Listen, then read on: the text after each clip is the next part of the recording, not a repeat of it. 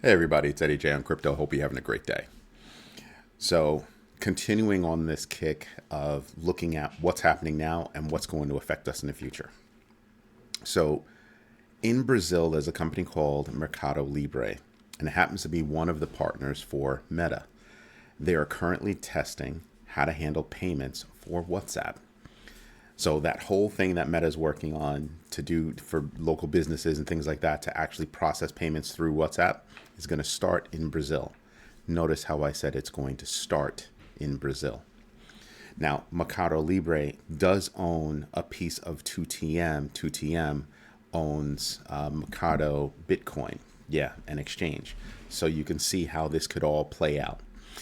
Next up, PayPal is about to make some serious moves toward a European expansion. Okay. What they've done is they've set up shop in Luxembourg, and that's what you do when you're going to start branching out into the European Union.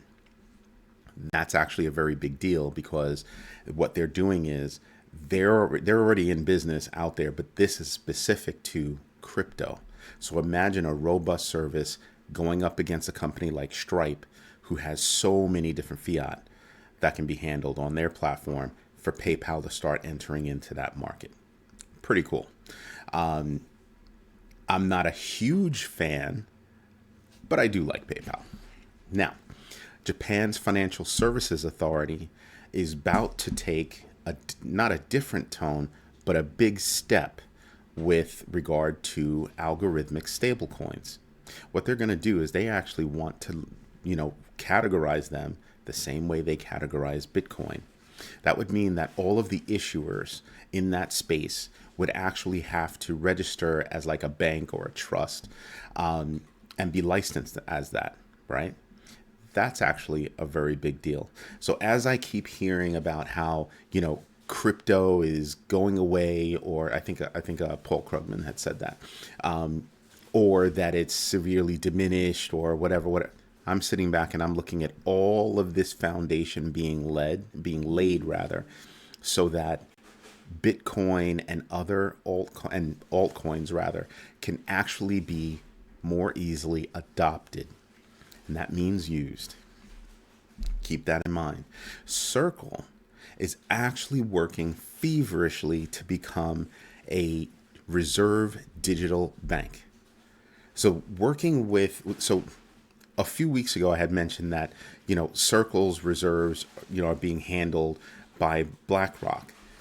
Indirectly, that makes Circle an investor in the Fed's, I believe, mutual funds, or I forgot what kind of funds they are. Give me a second and I'll look that up. That's Circle. Yep. It makes them an indirect investor to the Federal Reserve's.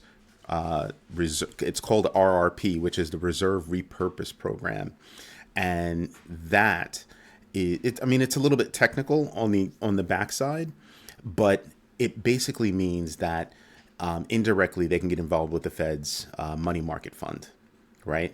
And that's pretty cool. That's really big. That's bigger than what people think with regard to a stablecoin like a stablecoin issuer like Circle. I think it's a very big deal. I think it's a great idea.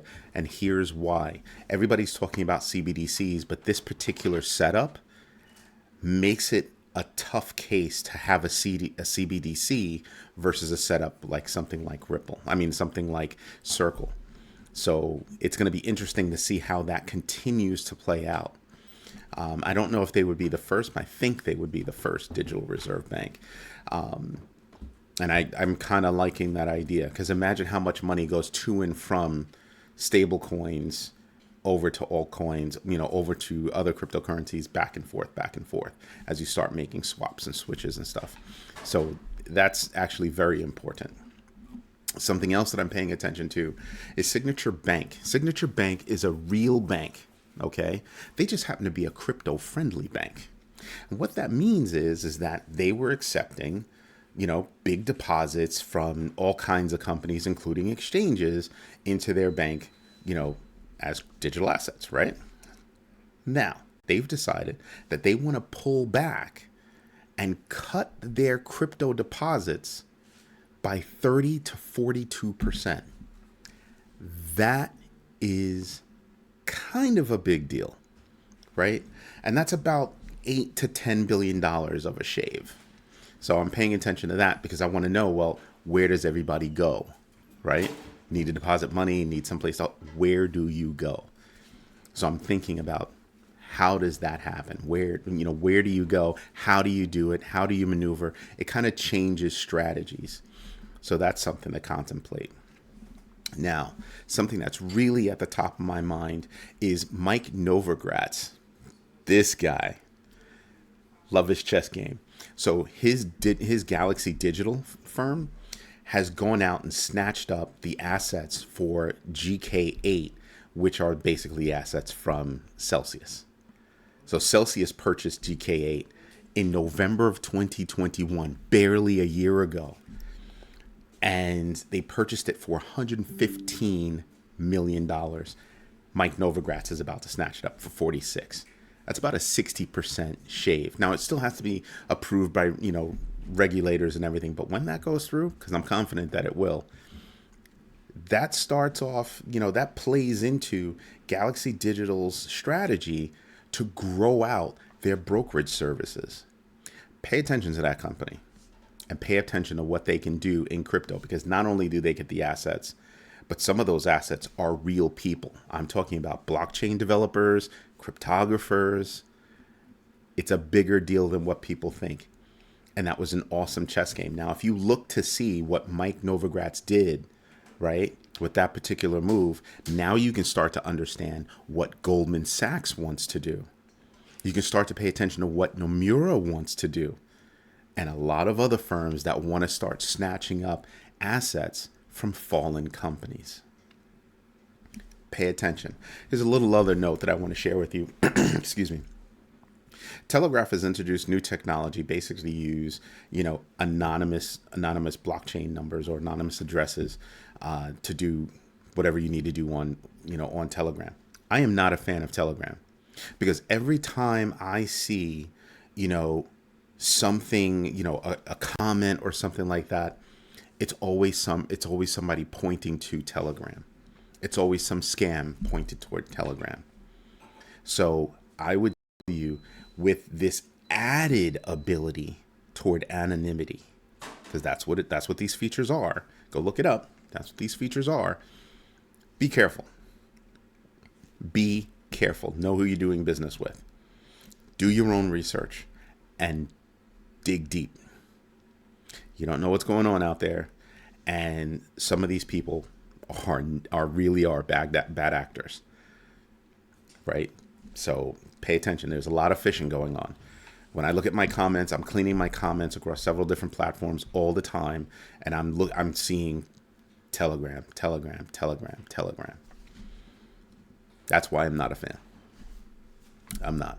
I do business with those that I know, and even with those that I know, I still do my own research, right? I listened to what's his face, Kevin O'Leary on CNBC talking about, oh, well, we didn't do enough due diligence. Hell no, you didn't do enough due diligence. No, you didn't. Millions of dollars. He was like, oh, it's only 15 million of my money. Well, cool. It's only 15 million. That was a lot of money to a company that didn't have a CFO. Just saying. I know you want to take a chance on entrepreneurs, but that's a major league oversight. And it's only a week ago that he said, oh, well, I guess, that wasn't the right move. Yeah. So I'm just wondering how many companies might have been kind of hoping for its downfall so they could swoop in and snatch some things up. We'll see in the coming weeks. Anyway, what we should do is get to the numbers. I know that's what you really want. And there is a lot going on with the numbers. There has been a lot of lateral movement. And with that lateral movement, you can make a couple of bucks, right? So let me just refresh this for you guys so you're actually looking at fresh numbers. I guess that's it. I guess we're fresh. There you go. All right. So my rule, the 5% rule. So I look at everything above. Nothing here to see really, Let's see that's the biggest loser. So if you look at this, that's it. Let's look over here. And what do we have all the way down to here? You know, I'm not playing around with Terra Luna. That's not something I would pay attention to. That's not something I would tell any one of my friends to touch. Am I looking at anything else over here? Nope, because I wouldn't eat Trust Wallet coin. Why would I buy it? Just why? I don't see a reason. So that's good with that. Not paying attention to this. This is not going to matter until next week when we actually hear from the Fed. Back down to 25 from 29. That's interesting. You know, so let's see. Let me see what else we have going on. Is it control? All right. So let's see. DeFi Llama, we don't need to see that. But we are looking at Bitcoin. And you see how close it came? It's out now at 17,192. It's nowhere near where we need it to be. We need it to be everybody talks about 17,000 as being the number. It's not. It's not the doggone number. 17,600 is the number because that was the last established low. So when you hit a new low, your high is getting back to that last established low, and then you keep going up. At least that's how we do it. And the reason why is because it gives you a place of reference. That's why I look at it like that. I don't care what everybody else's math says. When there's a new low, that's how I mark things. New lows, new highs, that's how I look at them. So our latest high, you know, not latest high, but the last time we looked at this, 23,417 was a number that I was paying attention to. We had gone above that a couple of times, but we didn't maintain above that. So there are new established highs, but that one is kind of rock solid because we couldn't maintain above that point. But we are maintaining below the 17.6. See what I mean? That's what I'm talking about. Now, let's just wait for the screen to refresh. There you go. So now you're looking at Matic up to 92. Pay attention to this. It was at 88. Now it's at 92. When you're doing your research and you see some of these numbers that are out there, oh, Matic could move down because blah, blah, blah, blah, blah, blah. Stop there. That's math. Go do your own math. Go look at the charts the same way I just showed you to look at the charts. Then you can determine, is it really going to do anything? You can even do side-by-sides. TradeView is a great tool. That's one of the tools that I use. All right, it's a great tool to use so that you can actually see side-by-side what's going on with different coins. There's another tool out there. I forgot the name of it. I have it in my list, but there's another tool out there that I actually give you side-by-side which coin is better to purchase than another coin based on whatever time scale you have. Last hour, 24 hours, set 1 day, 7 days, 30 days, 90 days.